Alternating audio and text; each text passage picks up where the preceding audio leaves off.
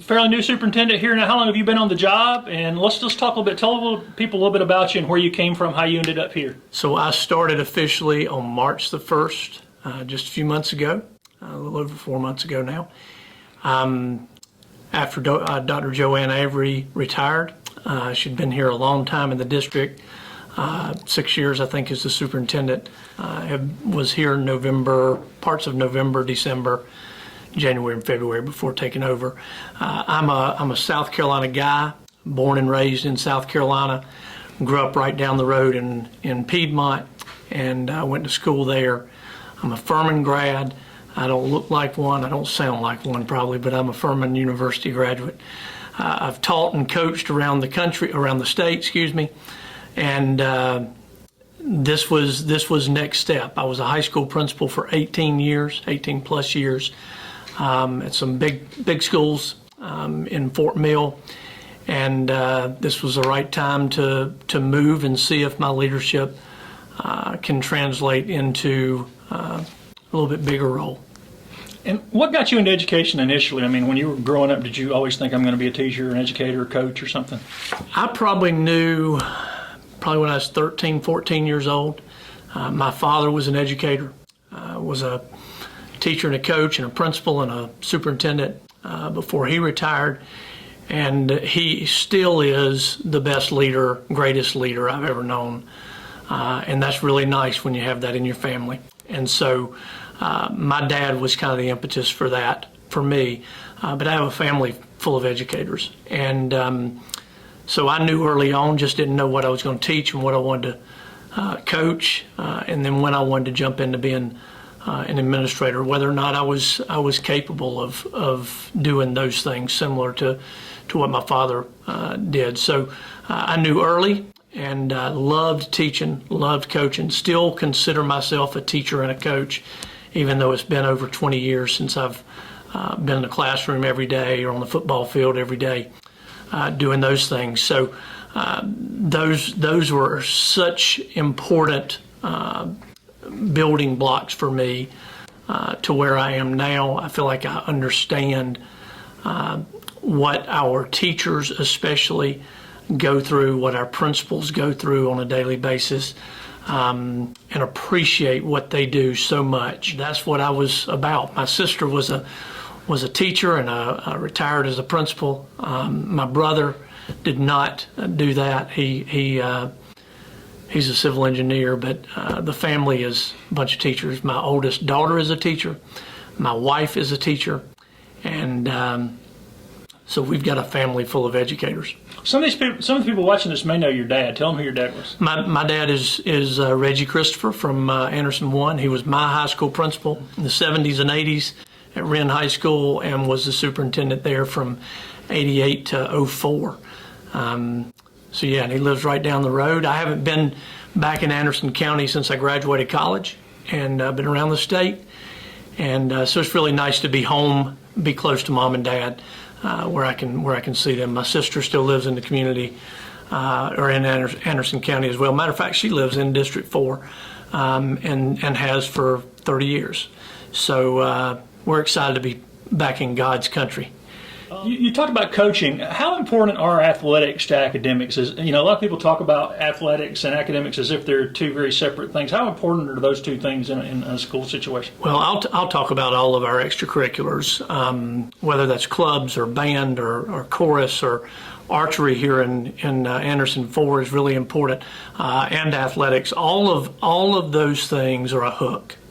They're a hook for kids to be engaged in school. If we can get them excited about that, maybe we have a really good opportunity to progress them, to see beyond today what's available for them. So I think that hook and that engagement, and I'll tell you what, the folks who work with our student athletes, our choral students that do musicals and performances, and our band and our archery kids, and our clubs, our student council and beta clubs and things of that nature. The folks that are doing that and are establishing those relationships with those students, they're getting buy-in from students, not just in that activity, but also in school in general. as a parent, I've got 3 high school graduates myself. My goal was always to have my kids tired at the end of the day. I didn't want them up all hours of the night. I want them tired. So they were involved in athletics. They were involved in fine arts all throughout their schooling. So, and they're all pretty good kids. Those activities just really give us an opportunity to develop additional relationships, positive relationships, and those kids gravitate towards good, positive role models. And I think that's so important in schools. Mom and dad are the most important, but next comes teachers and coaches and those folks that spend so much time with our kids. What challenges are y'all facing coming into this year, and what are some of y'all's plans to deal with those? There's a lot of biggest things that we're going to be dealing with. What's going on with the pandemic currently and how that will progress over the next 4 weeks is going to be really important and impactful for us. The amount of learning loss, and I don't like that word, I prefer the term unfinished learning, just because we didn't have as much time on task last year as we would have preferred. It wasn't a normal school year for us. Our school day in Anderson 4 was decreased by about an hour, depending on level. And so we've got a lot of catching up to do, if you will. That's not to say that we didn't do a superior job, because I believe the plan that Dr. Avery and our district prepared last year was really, really good. It protected, it had as the priority the safety and health of our students and our employees. We did a really good job of executing that plan. But there's just going to be holes and some potholes, if you will, in the learning that occurred last year. And so we've got to spend some time doing that. Not to mention, we've got about 400 students in Anderson School District 4 that are coming back to school for the first time since March of 2020. And so we've got some students who hadn't been in school physically. They've been virtual for that time period. And so getting them back assimilated into school is going to be something that's different. I don't know that it's going to be a challenge. It's going to be something that we just haven't dealt with in every grade level before. So those things are really driving us right now as we prepare for the new school year. We had to have a return to school plan in June to the state, which we did. Although we were in school face-to-face really all year, K through 8, and then November for high school, we were in school every day except for our virtual academy students. So they, we have a really good plan going forward for being back in school. It's just, at this point, just waiting on that variant and how that's going to potentially affect us. The vaccines out there, about 75% of our employees, maybe more at this point, but in late April, I had about 75% that we felt were vaccinated at that point. That gives us a leg up a little bit and gives some assurance to our employees, at least.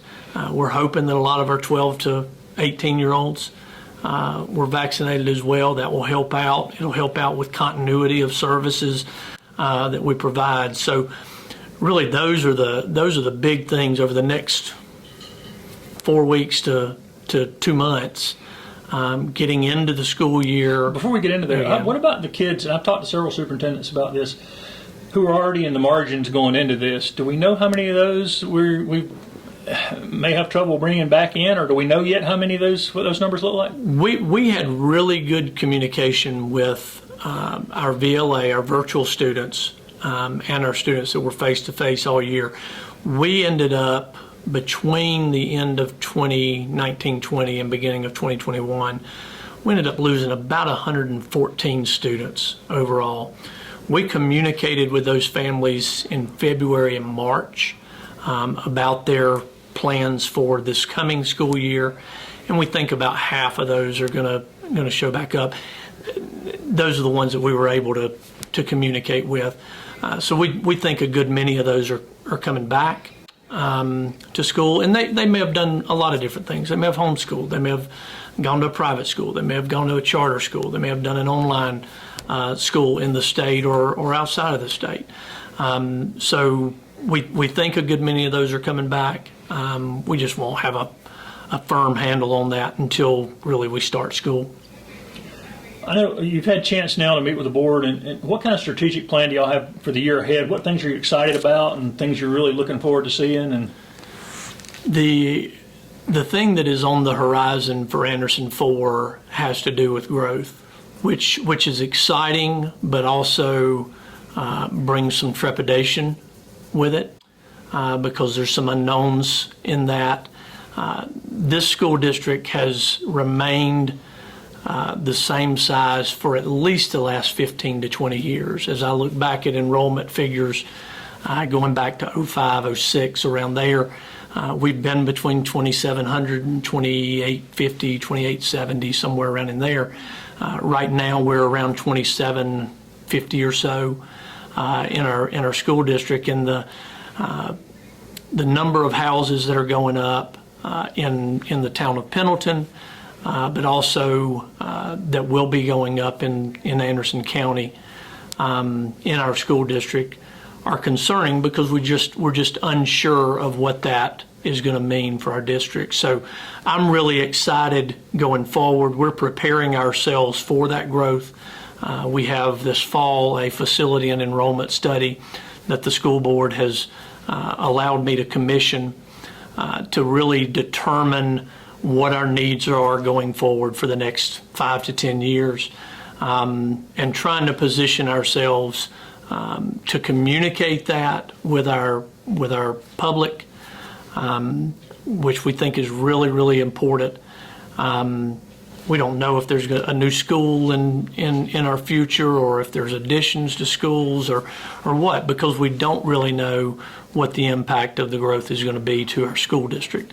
We know it's going to be an impact to our roads, but what's it going to do to our school district? So we do anticipate student growth over the next 2 to 5 years, and we will have a plan to deal with that very soon. I come from Fort Mill that was growing at times during my 14 plus years there at over 10% growth in the school district. I don't know that we'll get there anytime soon, but a couple of percent here and there, 2 or 3% a year for an extended period of time is going to put some stress on our facilities, and so we've got to be prepared for that. And one of the things that has gone along with that is it's been more difficult to generate revenue without having a lot of new students in, and that's one of the challenges. This district, the referendum was defeated, and a lot of needs have been kicked down the road a long time, and you're Right. inheriting all those. Right. So what are the budget challenges coming forward here? Well, the biggest challenge is, Anderson 4 doesn't get a full portion of state EIA money, which is the per pupil expenditure. We get about 65% of the full allotment, and that number is 2512. Don't quote me on this one. 2512, 2516. So we get 65% of that. So that's a challenge for us. At the same time, we haven't been raising taxes over the last 4 to 5 years as well on our operational side, which is business. We don't pay operational taxes from property taxes for my home in the district. So that hurts us to a certain extent, because then we go to the business community. We ask them to bear the brunt of that. So my hope is that one day maybe the legislature will get back into having a little bit better system for financing schools altogether. But I'll say this, the district has positioned itself well. Dr. Avery and our school board have done a really good job of positioning us for the future.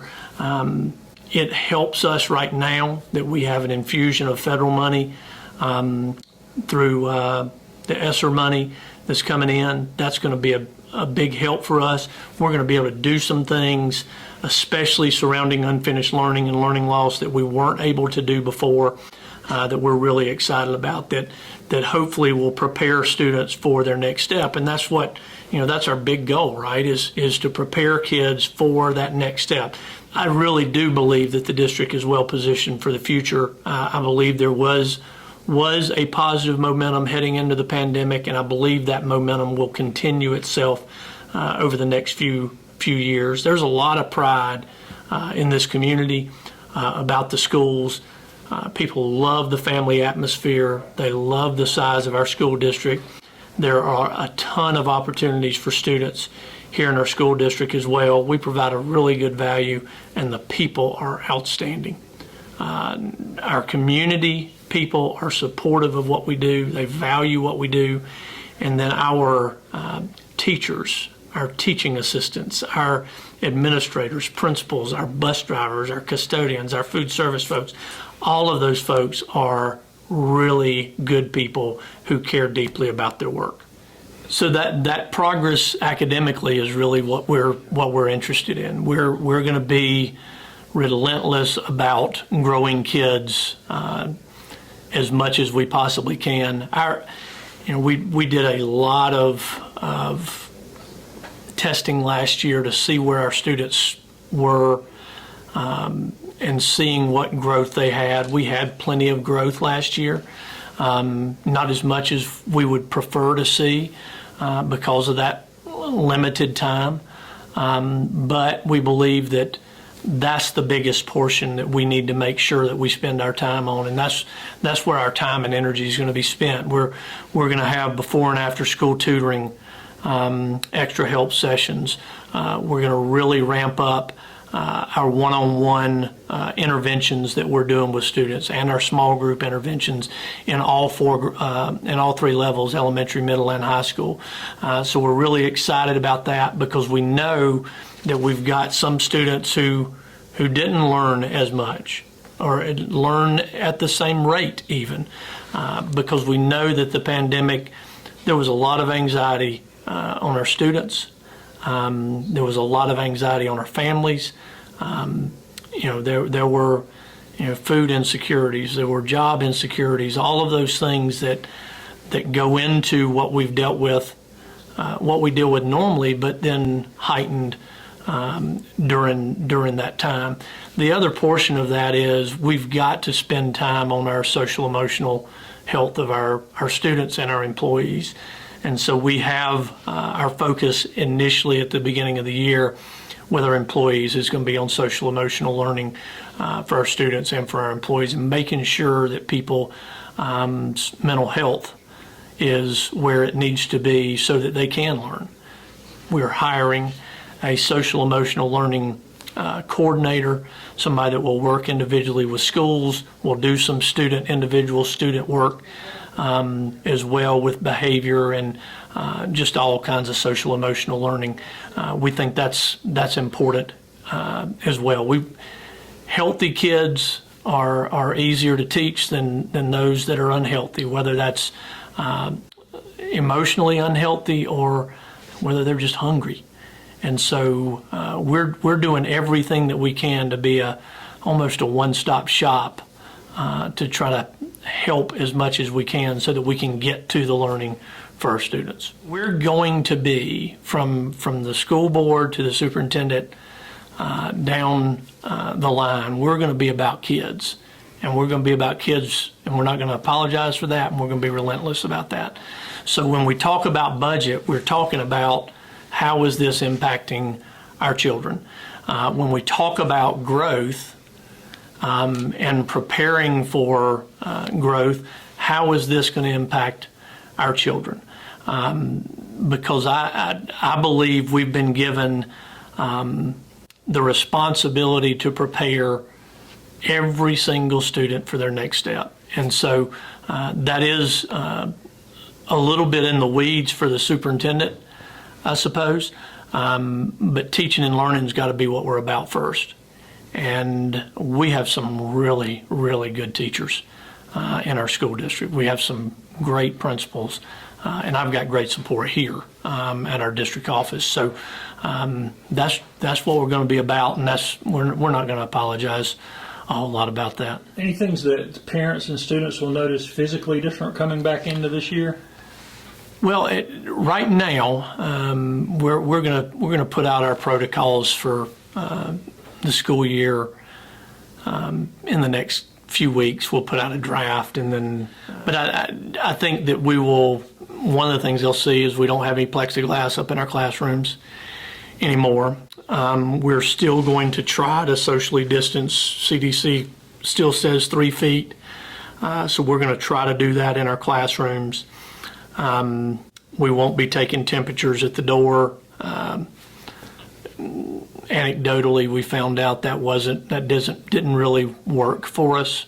It didn't catch a lot of people that were potentially sick or had a fever at the time. So that's one thing. Masks were allowed to be opted out of in May by the governor. So that'll be different. We'll have a little bit fuller buses probably than normal, and masks won't be mandated on buses as well. So it'll feel more normal, but at the same time, we're still probably going to cluster our students into small groups and just have contact in those grade levels at elementary school, for instance. But that it'll feel more normal.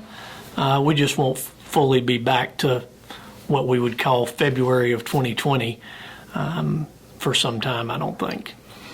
How about the facilities? Are there any refurbishment, upgrades, anything people will notice? We are, one of the things that occurred in the spring, summer of 2020 was Dr. Avery began purchasing replacement desks, one that was a little bit smaller footprint. And so we're going to finish that out in elementary and middle schools, hopefully by the end of August. So that's one thing that we did. The other thing, we were able to refresh our Chromebooks. We are completely one-to-one as a district. And I'll tell you one thing that we're really excited about, and I'm hopeful that it's going to be going on before the school year starts for the first day of school, is safety and security is vital in this day and age. The district has struggled over the years with communication in certain portions of the district. Our transportation supervisor told me that 30 minutes for every elementary route in the morning, every middle and high route in the morning, and in the afternoon. So 2 hours a day, he had a struggle with communication because we were using cell phones on those buses, and there were times when they were in and out. And the bus drivers knew where those places were. But we're able, in conjunction with Anderson County, a partnership with District 5, been able to put a new antenna over on Mance Jolly. And so we're going to be able to have radios in our buses that communicate throughout the district. I can communicate with buses from sitting right here at my desk if I need to. So that, in terms of safety and security, we're really excited to be able to do that. And that's something people don't think much about. But for us to be able to have that and communicate to our drivers during the morning or afternoon, that's going to be vitally important. What kind of things will you do to both communicate with and encourage parents to be involved in what's going on in the district? Well, one of the things that we're going to do is we're going to continue to use our website, obviously. My goal is to do some type of outreach to families once a month, as well as doing as much posting on our social media as we possibly can, on our Facebook, Instagram, and our Twitter account. I tell folks all the time, as a former principal, if you've got a issue, if you've got something you want to air to us, how about do it to us first? Let the superintendent know. Give him an opportunity to respond to you before you put it out there and put out something negative or put out some hearsay. 864-403-2000. And my email address is dchristopher@anderson4.org.